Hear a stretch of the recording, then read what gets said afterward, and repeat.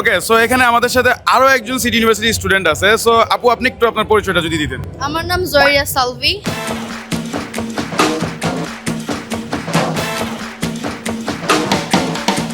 And এটা আমার last semester October ইন্টার্নশিপে। ওকে, তো আমি এখন আপনার কাছে এটা জানতে চাইবো, একদম অথেন্টিক নিউজ আমি চাচ্ছি। Of course. হ্যাঁ, সেটা হচ্ছে আপনি যেখানে লাস্ট সেমিস্টার অবধি টিকে ছিলেন, সো ফার আপনার সিটি ইউনিভার্সিটিতে পড়াশোনার এক্সপিরিয়েন্সটা কেমন ছিল?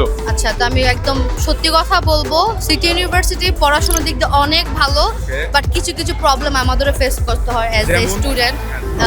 আমাদের পোর্টালে প্রবলেম হয়, টিউশন ফিস নিয়ে অনেক ঝামেলা করে সামটাইমস, Okay. অ্যান্ড সব কিছুই টাকা দিয়ে সেটেল করতে হয়। ট্রু।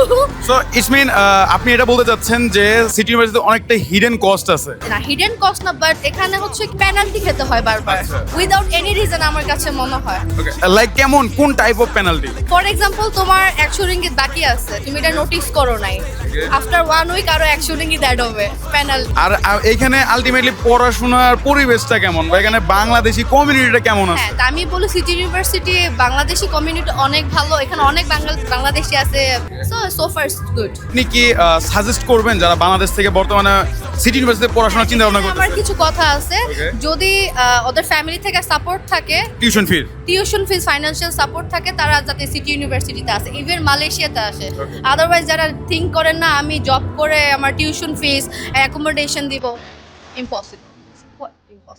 ওকে, অনেক অনেক ধন্যবাদ আপু, এবং আপনার জন্য অনেক অনেক শুভকামনা।